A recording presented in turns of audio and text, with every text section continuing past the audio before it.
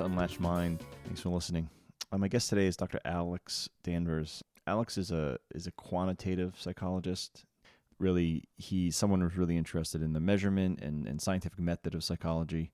I had a good conversation. We spoke about, basically the approach to psychology and some of the scientific methods surrounding it, and at times how it's not even it's less than scientific. And we do a little comparison between psychology and some of the harder sciences. Physics we use as an example. We kind of draw a corollary between theoretical physics and experimental physics, and how that kind of feedback loop that occurs in the hard sciences doesn't necessarily occur in psychology and some of the practices there. So it was a good conversation. It was a little eye-opening for me. I didn't know this is how a lot of this stuff worked.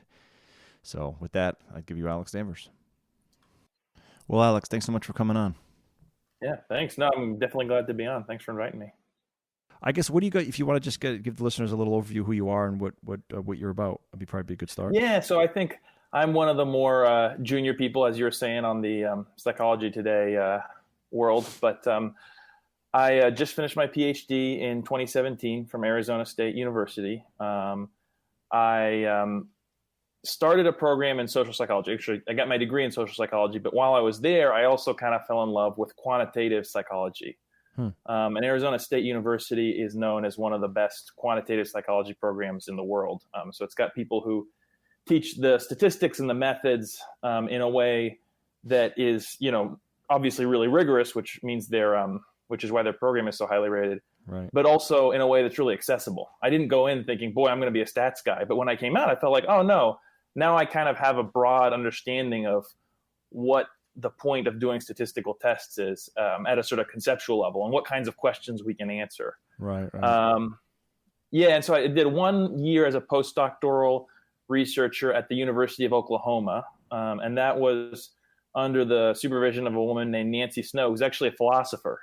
So it was an interdisciplinary institute, and my office mate was a philosopher. There was a sociologist there. There was other folks who were coming in and out who were in psychology, philosophy. So it was a really interesting environment, a really interesting sort of broad intellectual environment.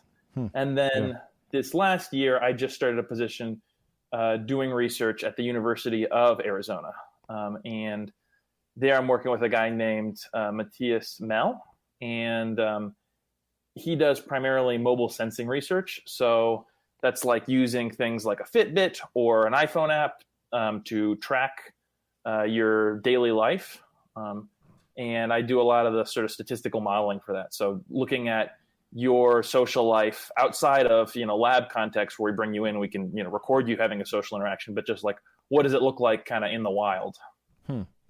Yeah, I mean, reading through some of your stuff, I mean, and we'll get into the detail of your blogs in a bit, but I mean, you seem to be melding technology with psychology. I mean, you talk a lot about, you literally mentioned, machine learning and artificial intelligence and big data. I mean, all those themes seem to run through a lot of your, your writing. So, I mean, what did it say on the online? You affectionately called it quantoid. Was that?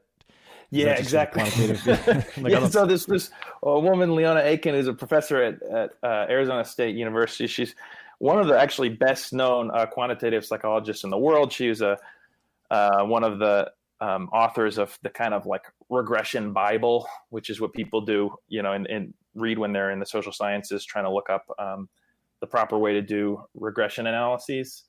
But yeah, she came up with that term for folks who actually, because this was a pretty common thing, folks who started out in another program, but then realized they really liked quantitative psychology, and so did a lot of coursework and became, experts in that as well. Right. So you say qualitative, psychology. I mean, I just think, I'm sorry, not quantitative. So measurements, metrics. Right. What does that mean in the case of, like, in the context of psychology? I mean, I guess we'll define what that subdomain really is. Yeah. So I think more broadly in the kind of public conception, people are like, oh, a psychologist, that's a therapist. And right. Actually, there's this whole other profession of research psychologists. So I never was trained to do therapy. I never went into graduate school thinking, boy, I want to be a therapist. I went in saying, no, I want to understand how people work, how their minds work. Right. And, there's different subdisciplines to that. So there's social psychology, that's where I was trained. There's the sort of allied discipline of personality psychology, but then there's also things like developmental psychology. And one of these is quantitative. And this is just sort of creating and validating statistical tools and methodological tools for other psychologists to use in their research. Okay, right. And so it's kind of like stats. You could do an undergraduate degree in math and be ready to go for a quant program, because it's not really about having the kind of deep subject area knowledge. Although they would encourage you to say, okay, but learn at least one area pretty well. Right. Yeah, you say that, what you said is kind of like in my head as I'm reading through some of your material. I'm thinking, and you draw a lot of corollaries to, science, other science domains, physicists, for example, right, with the experimental versus the theoretical and all that. And we'll dig into that in a second. But yeah, in my head, I constantly was thinking, all right, this, again, without digging too, without any background here, I'm thinking, okay, well, he's into psychology, he's into how the human mind works and all these different, from all these different facets, but also how to measure or how to almost feedback to the industry or to the domain, to the profession, if you will, what theories are working, what theories aren't working, in kind of almost creating that kind of feedback loop. Is that somewhat? I mean, are you guys creating metrics that the profession is using to measure their results or measure their theories? Yeah. So because I'm kind of in between, I haven't actually created any new statistics, but I've learned a lot of sort of cutting edge stuff that I can then go and apply in my active research. But what I ended up doing the blog about, and so I was contacted, and the guy said, what do you want to name your blog? What do you want the topic to be? And I thought, well, I could make it just about whatever areas of research I like. But what ended up happening in grad school is I found that I saw a lot of people who were doing things that I didn't think were quite right statistically or quantitatively. And you would try and go through this training and give people feedback. But I also saw this kind of more broad movement towards doing more rigorous science. And I think the term that I use for it now is the credibility revolution. That's based on a paper just published a year or two ago by Samin Vizier, but some people call it the open science movement. And it's this kind of group of young scholars, because most of them are sort of, middle or early career folks. There's not a lot of late career folks doing this. We're saying the way that we do research isn't good enough. It isn't giving reliable results the way that we need it to. And as a result, we're not going to just sort of say, oh, this stinks, but that's just the way it is. Science is hard. We're going to come up with a lot of new solutions. And we're going to come up with a lot of proposals for reforms to the daily practice that scientists do, sort of to complete research, to publish research. Right. Yeah, I mean, it's interesting. So I started in 2011, and that was this kind of pivotal moment in social psychology where this guy, Daryl Bem, published a paper on ESP. It was called Feeling the Future, and it was showing I think 9 or 11 different experiments that, said they showed evidence that people had ESP. And a lot of people, and it was published in the, leading journal in social psychology. And a lot of people thought, this seems kind of crazy. It seems wild that we'd find evidence for it. And they actually, instead of taking it as evidence for ESP, they said, well, what you did here is you showed that using the standard off-the-shelf measures that we use to say this is valid science, you can show something that's just crazy. It was almost like showing, it was almost kind of a proof of concept that these measures are so off, that sort of typical standard operating procedures for psychology are so off that it can give you completely bananas results. And in that same year, there was this paper that came out that I think is actually one of the most important papers in the last decade of psychology, called False Positive Psychology. And in that paper, this trio of researchers talks about what they call researcher degrees of freedom, and techniques for what's also been referred to as p-hacking. So typically in psychology, you need to have this very small p-value that indicates there's a very small likelihood that an effect you found was due to chance in order to publish. But there is no, but the way that people write up articles is oftentimes they'll collect a lot of data. They'll collect data on a bunch of different variables. Maybe they'll start one data collection. They'll see if it's going well. If it's going well, they'll stop there. If it's not, maybe they'll collect a little more data, see what happens. And there's all these sort of flexible techniques they can use to kind of gain the statistics. Right. And so they did formal simulations that showed that if you use 4 techniques that I think were real common, techniques that older graduate students and, people I knew in the field were using all the time. If you use these kind of techniques to juke the stats, you can get false positives upwards of 50% of the time. And they did a kind of similar thing to BEM in the sense that they published a result that they said, we did this study that shows that listening to the song When I'm 54 or When I'm 64, I guess by the Beatles, will actually change your age. It will make you older. Which is of course crazy, and they, yeah, right. So, they do this study and they show, look, we did the little techniques that we said, lead to false positives. And lo and behold, we can come up with a crazy result. Right. Yeah. I mean, and not to sound too, I guess explicit with this statement, but reading through you're summarizing, we're going to get into a little bit of details, but summarizing a lot of the theme, I felt like you were basically one of the younger people standing up and going, "Hey, we got a lot of crap going wrong here. We got to fix the way we're measuring, we're measuring our successes here." Because I felt like you were just saying we got a lot of things wrong, and we just need to revisit a lot. And digging in, there was a lot of folks. I mean, you weren't certainly alone. I just kind of there was just tons of content out there completely in your camp. So it was, for me as a layman, it was a little disheartening thinking, wow. I mean, because you go through a lot of details, but one of the examples you give is that. In science in general, if you're a physicist or a theoretical physicist or whatnot, and you come up with a theory, true science, and most sciences, I would say, most of the hard sciences, really the experiments is you're supposed to try to disprove and falsify your claim. That's really how you prove, or to beyond a reasonable doubt, that your claim is accurate, or at least it could achieve the level of quote unquote theory, right? Is you're supposed to at least address it. You're supposed to approach it where you're trying to, you and your colleagues are, as a true scientist with no agenda at all, right? No, I have my research pending, my patents are pending, right? If you could just wipe out all that, because everyone has agendas, I get it, right? And there's monetary gain and ego and everything else on the line. So if you can just shelve all that, right, and be a true quote unquote scientist, you would, I have theory X, I'm going to try to, right, I'm going to drop an apple and I think it's going to go up. Well, I'm going to start doing all these experiments. When I drop apples, they just keep going down. So I can't really, I keep disproving that my theory is correct, that apples will just go straight up in the air when I drop them, right? And it sounds like, and I don't want to put words in your mouth, but it sounds like it feels like what you're getting at is a lot of, it's not that sense of rigor is not really happening at least in some domains of psychology.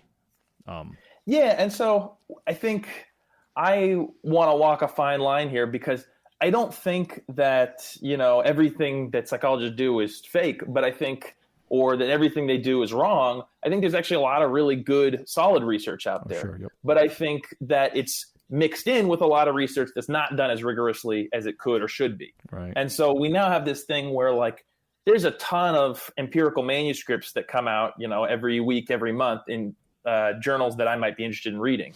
And I don't always know which are the ones to trust and which aren't. Now I'm starting to, because I've got more of a methodological bent, get a sense of, okay, things like, well, if this was a really small sample size, maybe don't trust this one as much. Right, or, if the p-value was 0.04, maybe don't trust it as much as if the p-value was 0.004, so the lower probability that you're getting a false positive. Right. So just to recap tricks, that, but, when you say the p-value, you're saying that's the value associated with the probability of getting false positives? Or yes, I mean, technically, the way that most psychologists work is using this null hypothesis significance testing, which means that you say, okay, what do I compare my data to? I compare it to a model where there's nothing going on. So let's say I'm saying, get therapy versus don't get therapy. Mm-hmm. The null model is there would be no difference between those groups. Right. And the p-value is the probability that you would see the difference you did see under the null model. And so if you get a very low probability that the null model is true, very low probability that there's no difference, then you reject the null and you say, okay, there's probably a difference here. There's probably something real going on. Right. Okay. Right. Yep. Yeah. Right. Yeah. And you know, the first example you use, you know, and just kind of digging into your blog, you know, I think you titled it Building Theories That Matter. Is, you know, and you compared, you know, you make the comparison from your field to physicists, where physicists, the physics domain, you have the theoretical physics physicists and the experimental, and the theorists don't do their own experiments, right? So they're not, you know, and you obviously mentioned the whole conflict of interest where, you know, if I'm a theoretical physicist and I come up with a theory, then I do all my own, you know, experiments to validate that. I'm probably going to find some experiments that validate my claim, right? Just it's human nature. It's even the best meaning folks. It's just going to be how you end up, you know, conducting your experiments. And I draw the corollary. And I think what I wrote kind of to the notes I had sent you is that's a big red flag in my world of software. We don't like to have our software engineers do all their own testing. They tend to just test the happy path, right? I can pretty much guarantee anything that I write when I was writing code every day that I can pretty much test the crap out of it and it's working perfectly. I give it to one person that has no idea how to use it. They start using it, the thing blows up. You know what I mean? So it's like there's this sort of, you know, this sort of, I don't know, we call it happy path in my world, but it's almost like you just kind of, you almost, whether it's unconscious or what, you can almost find the thing that validates what you really want. You know what I mean? It's almost like confirmation bias when you're searching for stuff online. You can kind of almost... confirmation bias is exactly, I think, what we're talking about here. Yeah.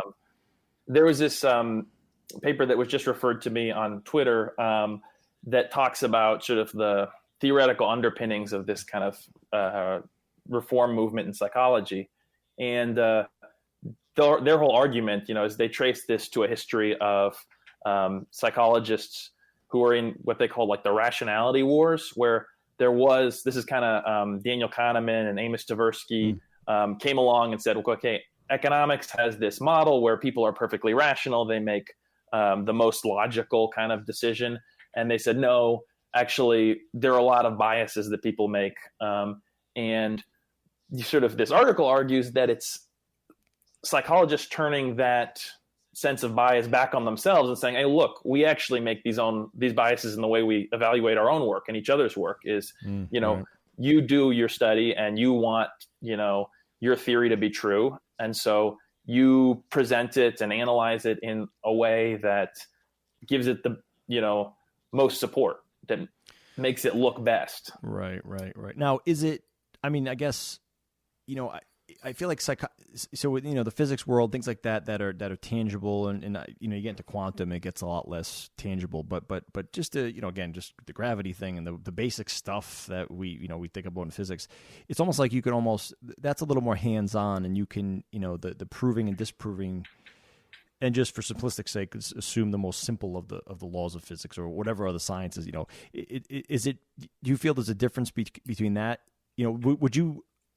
You know, some pushback maybe to what we're talking about could be, well, hey, you know, physics and other things, those hard sciences, they're a lot easier to verify or disprove because you can see, touch, there's things that you can actually show. Whereas in our field, psychology or psychiatry, this whole world, you know, it's a lot more intangible, right? The human mind is, the brain, it's very, you know, it's very intangible. There's a lot of nuance. It's hard to prove or disprove. Is there some of that as well? I mean, I imagine it's complicated. Yeah, you know, right? I mean, I'm sympathetic to that argument in kind of a broad sense. In fact, somebody who I kind of look up to in this open science movement is Sanjay Srivastava. He's a psychologist at the University of Oregon, and he actually named his blog The Hardest Science. It's a blog about psychology, and he basically argues, look, you know, people say there's hard sciences and soft sciences, and social science is a soft science, but he says, in terms of actually doing a good job, it's much harder to know what a person is going to do next than what, you know, a ball is going to do rolling on a plane or something. Yeah. You know, it is a more complicated approach. But I think my other piece of that is that I think we can do better. I think that we don't need to just throw up our hands and say, yeah, people are complicated. There's always going to be noise. It's always going to be something. But I think we can find things that are really consistent. And I think there are effects, like when you look at Daniel Kahneman and Amos Tversky's work on decision making, one of the first things that was replicated by science reformers was some of their key effects. And it wasn't just that they replicated, they actually looked stronger than their initial estimates had been. So they said this effect not just replicated, but we were underestimating how big a deal it is. And so there's definitely things out there that matter. Like there's some research that I did actually with an anthropologist at Arizona State looking at what they call social discounting. So I'm more willing to give money to my closest friend than to my fifth closest friend, than to my 10th closest, than to my 100th closest. Right. And there's a fair amount of work that's gone into that, both in psychology and economics, and then also anthropology, plotting out exactly what that curve looks like. And that, the ordering is kind of not a straight line path, but it's got this particular exponential shape. And that's something that I'd be willing to, bet on. If somebody said, if you do another study with those same variables, measuring how much money you'd be willing to give to people at different levels of closeness, I'd be willing to say, yeah, I think that's going to come out again. Right. Yeah. Yeah. I mean, well, go ahead. Yeah. And I guess I would say that part of it for me also is about the specificity with which we talk about theory. So in psychology, there's a tendency to sort of, I did an experiment, but that had to be very specific in terms of what was measured, what was manipulated, because when you ultimately have to do something, you have to think through all those details. But then you abstract out to this level of like, okay, morality is related to disgust, and then you just kind of do this sort of free association riffing. Well, any kind of moral decision, any kind of disgust, and we don't really build in the specifics to our theory. So we don't say, okay, it turns out that feeling disgust for these particular kinds of acts leads people to have, higher endorsement of these particular types of policy positions or these particular types of moral judgments. That's the level at which we need to specify our theory. We need to really say, this is what I mean, and I mean it exactly here. Right. But a lot of times it's easier to catch on if you're just kind of making broad statements. And I think there's very few people who are willing to nail things down to the level of specificity where they could say, this is what I predict. And if I don't get it, I will change my mind. I will change how I think about this. Yeah. I mean, you wrote at one point, or someone had written, I'm trying to find if you were quoting you said literally, it's rare for someone who came up with a theory to want to change their approach based on new results. I mean, and I wrote back to you, I said, quite frankly, this is the opposite of what any practice of science is supposed to be.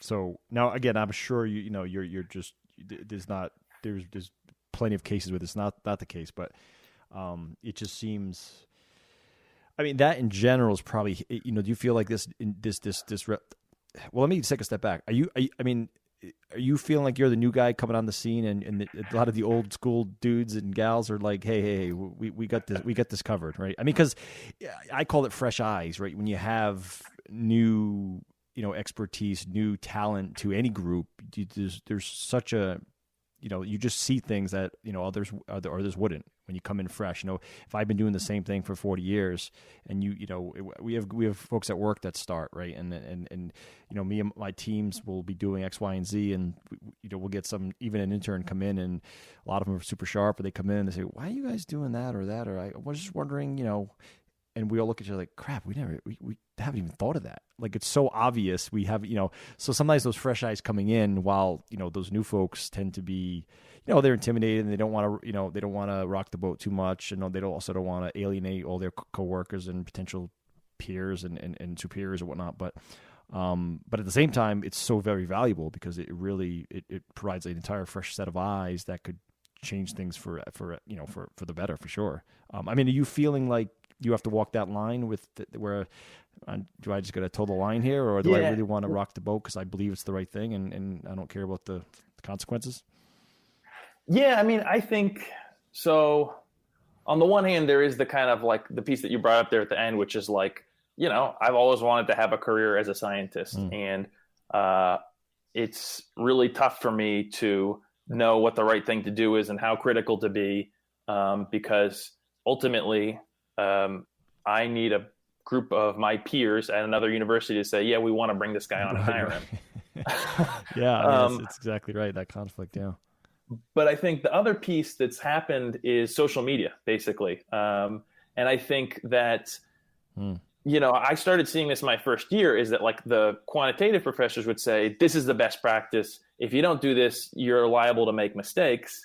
And then you'd see people who were like, okay, well, that's really good to know. They go back to their labs, they're talking to their supervisors, and they're, actively engaged in their research. And they say, well, my professor said we got to do it this way. And the supervisor says, yeah, well, here's the thing, not everybody does it that way. Right. It's complicated. It's going to make it harder for us to publish if we do that. Let's just, do it this way that some other people said is okay. And I think it's easy when there's nobody else who's got your back to just sort of say, okay, maybe I'm wrong. Maybe I'm a little crazy, or maybe I'm kind of being too stringent. But I think what ended up happening for me is I connected with people. And this is also part of the reason that I look up to Sanjay Srivastava so much, is that I went to a mentoring lunch that he gave, and he said, you should really go on Facebook and Twitter and connect with certain groups. And so he gave me the names of some places to look. And there's a really robust discussion with a lot of people who are kind of having those same revelations. They're like, the quantitative people are saying this isn't a great practice. But then in my lab, or a lab of somebody who I know and I'm close to, they're doing that. And they're getting published, and they're, getting published in high impact journals that help them advance their career. What's going on here? And I think that there is this kind of movement that became, that came together because they were able to pool their voices across lots of different universities. Right. So, I mean, it sounds like, you said this a few times, pressure to publish is certainly an opposing force, it sounds like. Yeah. I mean, it's real competitive right now. Yeah, I mean, and these forces are at play in every field, really, right? You have the kind of, well, this is just the way we do it. And it's not, I say, just play ball or get, that sounds very, very negative, but there is elements of that where this is the way we do it. This is the fastest track to success. When maybe we're defining success a little wrong, right? A little bit off. Where maybe success is to really, truly to understand and refine our practices to get the best data out of what we're doing. But maybe it's not. That's just not as sexy, and it's not as publishable. Yeah, no, I think there's a lot of that, and I think it's also like if I'm on a hiring committee and I've got to look at 100 applications, which is pretty typical for one slot, I then start to use heuristics. I start to use shortcuts to make my decisions. And, did this person come from a good university? How many high impact publications do they have? Where do they publish? Yep. And quite frankly, if I were doing the kind of high volume stuff where I, really cut the corners, I think it would have been easier for me to have more of a track record when I applied to jobs for the first time. Right. 100%. Yeah. I mean, if I started a podcast that was very controversial and I started mentioning Trump and liberals and this and that and just went crazy, I mean, the amount of downloads I would have, get out of the gate would be in tenfold. It's just there's if it bleeds, it leads kind of thing, and there's always ways to get to some end goal quicker, but it doesn't always mean it's the right. It's just it's an interesting push-pull situation, and I think you're. But I mean, it sounds like your heart's in the right place, and you want to do the right thing for the science and for what what I think we should be doing. So that's. I mean, I would just encourage me, this layman guy, Vinny, you never met. Hey, I encourage keep doing the same thing. I mean, if it means anything, I think it's the right thing. Now, are there different incentives to a quantitative psychologist versus other? In other words, I feel like you guys are in one camp, and maybe that's you have other driving forces or agenda or incentives, I should say, than what's kind of pushing against you. Yeah. So, I mean, I still would consider myself primarily a social psych person as opposed to quant. But Okay. I think with those people, there is still a kind of, requirement to publish. And they're still there, what they consider their top journal isn't the same as what the social psychologists consider our top journal. But, there is a similar thing. The deal is, though, there's always people who want to hire quants. So the people that I've met who go through those programs, they're like, I've got, 2 or 3 universities fighting over who can pay me more. Whereas the people who have gone through social psych programs are like, I applied to 70 jobs. Right, I got 2 interviews. I got neither of them, Yeah. Is the quant, is the schooling different, or is it more math based, or what's the delineation? Yeah, I think it's because the math skills are valued very highly. Right. Yeah. I think psychology is a field where we don't necessarily have a unifying theory other than methods, other than you need to know your stats real well. That's what you need to be able to do to publish in our field. You can, subscribe to whatever field you want to, or to whatever theory you want to, but you need to know stats. And so most universities want to have at least one highly trained person in that area. Right. Okay. Well, so jumping down to another one of your blogs, you said, and I don't know if this is, you basically, your first blog was basically, drawing attention to, hey, there's this conflict of interest in a sense where there's not this positive feedback loop where the theorists are separate from the experimentalists, and again, in the physics where theorists come up with theory, the experimental folks will come up with some experiments to prove or disprove that, and it's kind of a good cycle of, hey, prove, disprove, prove, disprove kind of thing. So your next blog about I guess it was the Moneyball, what you said, what psychologists still haven't really learned from Moneyball, and you started really, calling out sample sizes of n equals 10, meaning if you're going to do it, just for the listeners, a sample size is, the joke is always, hey, a sample size of 1 is meaningless, right? If I see a tall person walk across the street really fast, if I then said, well, tall people walk fast across the street, that's a horrible, that's a horrible, it's not a good inference. Yeah, that inference from one person is horrible. Now, if I saw a million tall and short people, and every tall person walked across the street fast, and every short person walked, okay, now we get some data, right? So the n size, the sample set's huge. Now, in most science, that n number has to be relatively high before you got, you start to see some validity, or at least get some credibility in your testing. N equals 10, even equals 20. I mean, 10 was the standard until the 70s, you had mentioned? Yeah, and that's not me saying that. That's like a really famous, one of the most highly cited social psychologists wrote that in an article. Right. Yeah, I think just you a were couple of years ago. He said, when I was trained, 10 and 20 were the norm, and it was considered fishy if you wanted more people than that. You're wasting resources. Anything important worth studying, you can pick up at that level. And that's just not true. I mean, the evidence from the statistical side is that actually when you have really tiny sample sizes like that, and you're incentivized to publish only the sort of significant things, then what you tend to end up having is a literature where you get your effect size, how big the effect of whatever variable you're studying is. That effect size is like an order of magnitude too large, or you might even get it in the wrong direction, because there's just so much noise when you only have 10 or 20 people you're studying in a group. Right. Unfortunately, you don't know what is noise, right? I mean, you don't know what noise is, what real is when you have such a small sample set, right? You need larger data sets to start identifying thresholds and, okay, that's above, that's below, so to start to, establishing what noise is. So now is there, well, go ahead. I'm sorry.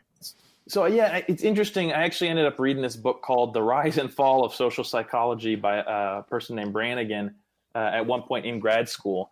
And it's like I guess, history of science or sociology of science book that talks about social psychology as kind of having this theatrical tradition where they would stage these sort of elaborate scenarios, you walk in a room and somebody's a little rude to you and they spill their pens, and then you see, okay, how many pens did you pick up from that person?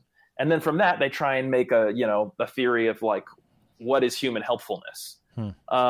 But when you have these kind of elaborate stage scenarios, number one, it's hard to run a lot of people. You feel like, oh, well, I did actually a lot of work just to get those 20 people or 40 people in the lab. And number two, there's this kind of sense that if you're not getting it, maybe you just don't have the showmanship. Maybe you don't have the right amount of flair is actually a term that one of these people who doesn't like reform refers to it as, is having the right kind of experimental flair to pull off the scenario and make it believable and have everybody really buy into it. Right. And for somebody like me, that seems kind of problematic because the whole enterprise of science is something where it shouldn't rely on the specific expertise of the person. It should be that when I say, this is how I did it in my scientific publication, anybody can go out and then do it themselves. Right. That's kind of the point of science, is that you've got this problem of, who should I believe? Who should I trust? Well, in science, I can say, you don't need to trust me or believe me. You just need to know that if you do this, you're going to get my result. Exactly. And if you see that result, you should be able to draw the same conclusions. Right. Yeah, you need repeatability, and you need a template to say, hey, just do this. And if if it's based on the person's personality or the quote unquote flair, as you said, there's no repeatability. There's variables there that you're ignoring. You can't ignore variables in a test, right? I mean, that's yeah. And it's weird because I think that there's a lot of senior folks who don't necessarily subscribe to that. I remember seeing a really famous neuroscientist talking about running an experiment, and he said, I can't get I can't get this particular one to work unless I give everybody coffee. They just, you won't get the right waveform on your EEG. And so I started bringing coffee into the lab, and I give it to them before they start. And I said, well, did you report that it only works when you give them coffee? And he said, no, that's not really part of the theory. People can drink coffee during the day. That's not really something I need to worry about. Yeah. And you start to think I don't know. It seems like the being right and getting your theory out there is what's more important. And I mean, I don't know. Yeah. So that's a particular moment where I was just it was like a gut punch. I was like, oh, what is going on here? Yeah. And I wonder, I mean, do you feel like that, and again, I know there's probably all different degrees, but do you feel like it's intentional, or that there's a lot of folks that are not even aware that their approach to science is just not very scientific? I mean, yeah, so I mean, this is actually something that I haven't really talked through with a lot of people, but the sort of theoretical framing, or the way that I'd explain this, is really with reference to cultural evolution, which is this up-and-coming field. The kind of one of the core founders of the field, Robert Boyd, moved to Arizona State University when I was there. And then one of his most famous students, Joe Henrich, is at Harvard now. And it's kind of it's like an up and coming perspective. But they talk about, people, in evolutionary psychology think, oh, you have this inheritance of your genes. But they talk about culture as also this kind of thing that you inherit from the people around you. And so Joe Henrich's got this, popular science book where he talks about white explorers going to native lands and, places they've never been before, and they meet the natives, and sort of the evolutionary psychology explanation that's typical would be, in their genes, there's some kind of module, there's some sets of innate abilities that will pop into gear once they're presented with the right environment, and they'll use the correct set of skills to adapt. But that's not how it works. It's only when they watch what other people are doing and say oh, look, I'm kind of up here with the Eskimos, and, this is how they stay warm, and this is how they, catch food, and they adopt those cultural practices that they can survive. Right. And so I think the broader story there is that people are hardwired to not necessarily have specific responses, but to download all the cultural information from people around them and just sort of do what everybody else is doing. And, there's also certain biases, like you follow what the most successful people are doing. Right. And I think that that's basically what happens in science too, is that you learn kind of at the knee of your supervisor, and the most successful supervisors sometimes don't teach you the right thing, but you're just sort of trying to make it. You're trying to see what works. And you pick up the same cultural values that led that person to be successful, and then you pass that on to your graduate students, and then they pass that on to their graduate students. And so it's less about, reasoning through everything and stopping and saying, well, does this make sense? Does that make sense? And it's more about just having this transmitted cultural knowledge of this is how you do a good psychology experiment. Read these 10 classic papers. What you want your paper to look like is something like this. There's not the kind of, oh, this is the logical move they made. It's like, I actually remember a professor telling me one time about a successful student. He read JPSP, which is the Journal of Personality and Social Psychology, the big social psych journal, and he cased the place. He found what they liked. He found what biases editors had. He found what the easy ways to get published were, and he just used that formula. And that to me, like, really, I think is what's going on. And it's interesting because it's not malicious. It's just like people being like, well, I don't know what good science is. So instead of starting at kind of first principles and reasoning through it, they're like, I'm going to look at scientists who everybody says are good and just sort of do what they do. Right, and you almost can't blame them in that regard, right? You would, coming in fresh, you would think, well, they're successful. Success is a reward. It's a reward for doing all the good stuff and being the most productive and the most whatever. So if I I should want to do what they do, right?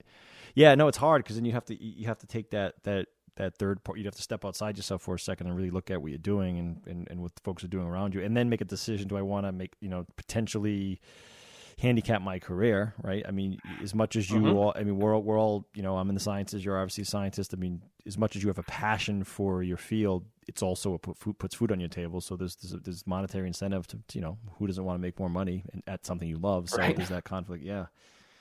No, that's interesting. I mean, but, so jumping to the last kind of blog you had about, you basically said, you basically summarized that it's like this field needs to start learning from machine learning a little bit.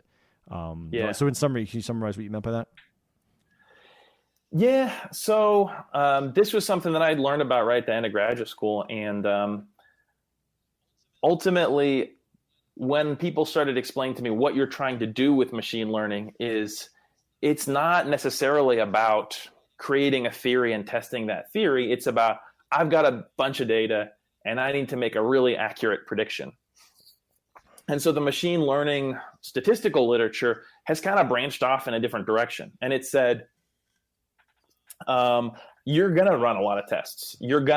And in normal psychology, we'd say, oh no, that's going to give us false positives. If I run 100 tests with each of which is supposed to give me a 5% chance of finding a bad answer, well, then, of course, I'm going to find at least 5 significant things, but it could just be junk. It could just be chance. Right. And in machine learning, they're like, no, yeah, of course you're going to run 100 tests. You only have one data set. But what we're going to do is develop a toolbox that allows you to correct for overfitting. And by overfitting, they mean,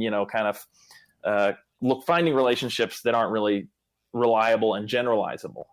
And I was just like, this seems like what people want to do anyway. It seems like psychology is kind of at a point where we're still figuring stuff out. We're still just describing the world. We're saying like, right. How many times do you talk to somebody else in a day? How many friends do you have? What is tending to make you depressed? We don't really know. Ultimately, we just want to see if we can kind of map out some of those relationships. So I think that in a way, machine learning is better suited to some of the goals of like kind of what you'd call like a younger science, a science that hasn't had its Newton yet, who sort of says, I'm going to unify everything in one big mathematical framework. Psychology is still just like, oh, shoot, somebody's got OCD. Let's do a bunch of research on those people. Okay, shoot, we want to know what personality is. Let's do a bunch of research to figure out what personality is. There isn't kind of a unified theory of how the mind works. Well, as you're talking through this, that's kind of exactly what I just had in my head. I'm thinking, well, we still have this, and for me, it's always mind versus brain. What's the difference? Is there a difference? That it just gets all, again, I'm the layman. It just gets all wishy-washy in my head. But do you think that in terms of understanding the physical brain, of course, compared to the rest of the body, there's the physical thing you can touch, right? Forget the mind for now, the physical organs. And I feel like we don't know nearly as much about the brain as we do the other parts. So is that I'm sure that's a major complexity to this whole thing as well, that we just don't understand a lot of how the brain works. Is that also? Yeah, I think that's part of it. And ultimately, actually, my feeling about brain research is that it needs experimental psychology more than experimental psychology needs brain research. Because, when we say, oh, this is the region in the brain for this or for that, or this, network works with this, ultimately, that's only a correlation with somebody doing some specific behaviors, doing some specific task. And so if we want to have really good brain science, we need to figure out, what's a valid task? Is this effect really real? So that we can then go back in and say, okay, this is a valid task. This is a real effect. And now we can also link the brain to it. Right. Yeah. Yeah, no, it's super interesting. It's and the more we talk and the more I've read into your stuff and just thinking about this, and it's like, man, we have a lot to learn. I really do. And the problems you're kind of laying out here are just, I almost think it's not really unique to your field. I just feel like there's always the agenda and the less than perfect agenda that just drives us in whatever field and domain we're in. So I feel like that's more or less par for the course. But in this field, particularly with the brain's complicated, the mind, how people's behavior is so complex. But maybe that's just because the brain's so complex we don't understand it.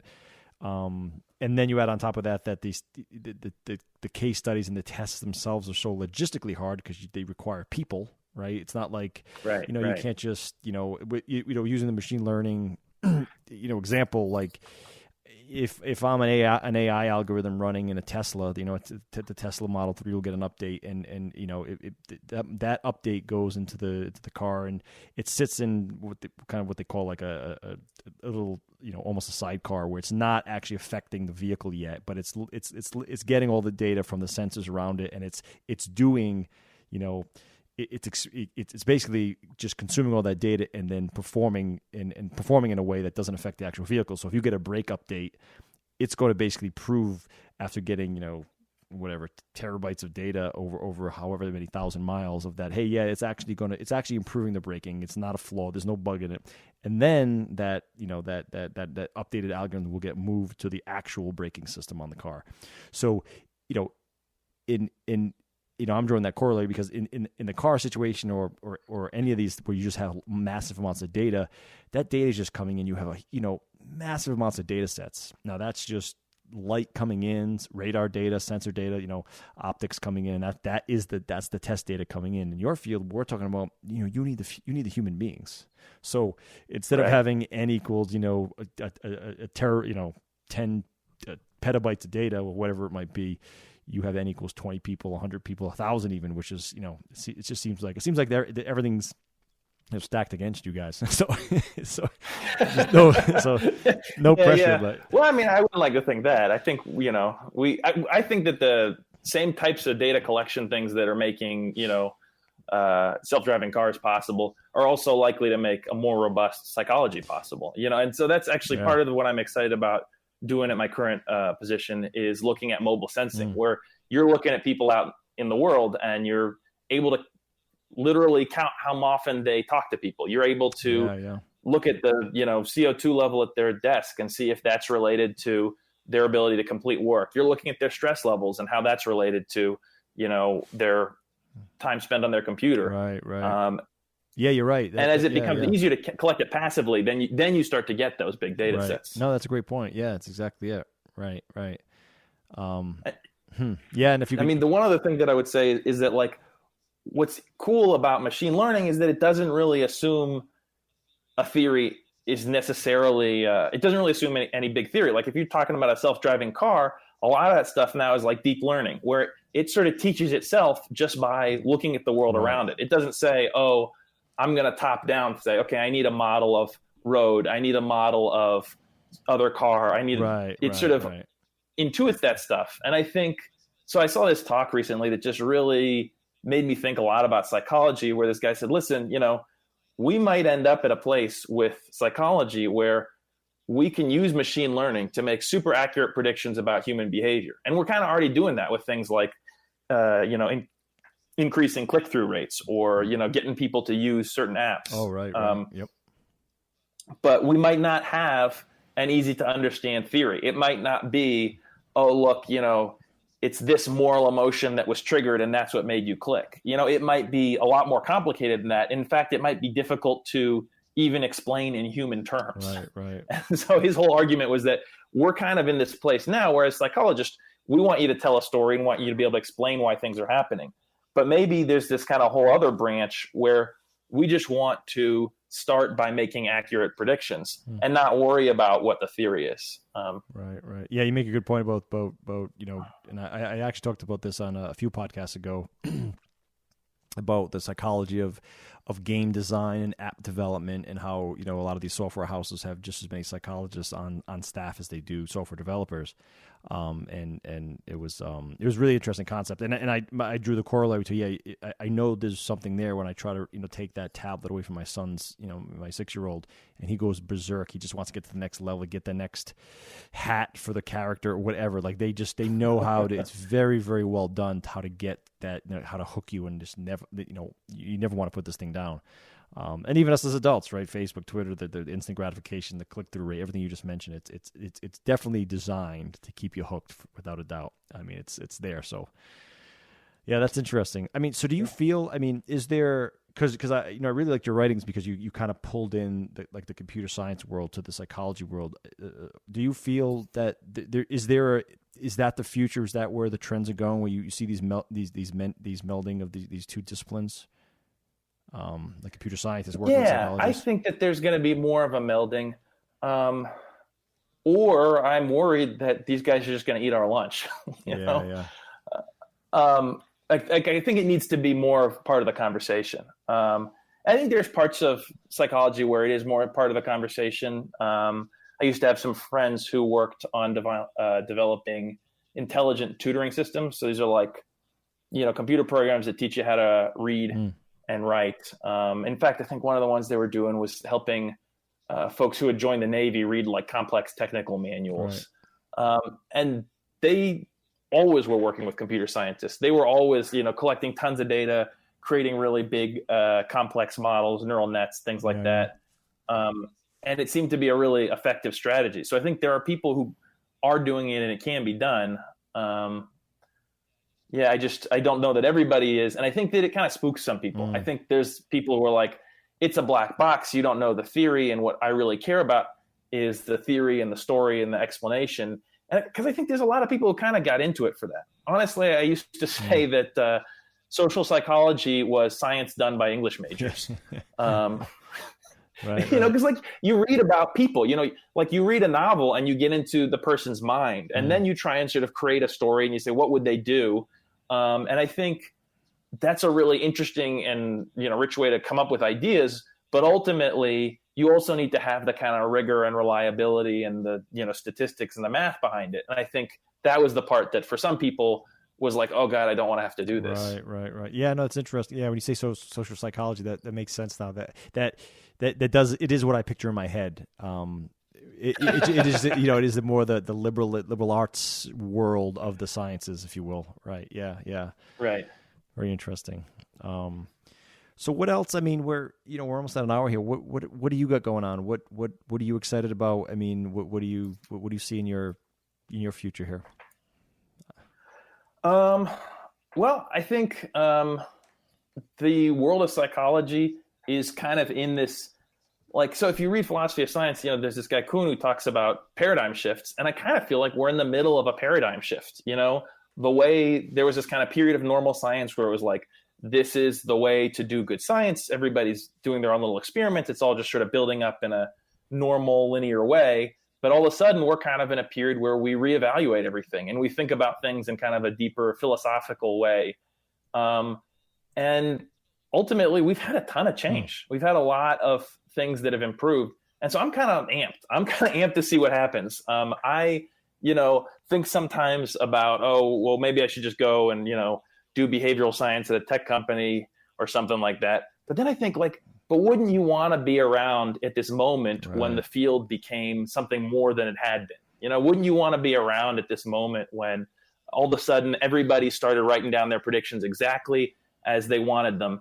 And, that sort of theory and loop feedback, the theory and prediction or like a theory and experiment loop Right. came into play. Like, I just think it's cool. I think that there's a lot of people who really care about science and are making incredible changes. I think it's a cool time to be a young person. I'm seeing people like Amy Orban did this like incredible analysis of the role of I think it was like video games and screen time on well-being, and she did this type of analysis that's like kind of new and recent, where she tested every possible permutation of the question. If you adjust for male, if you adjust for female, if you adjust for age, if you adjust for, this variable and that variable, what do you get? Right. What's your sort of average effect?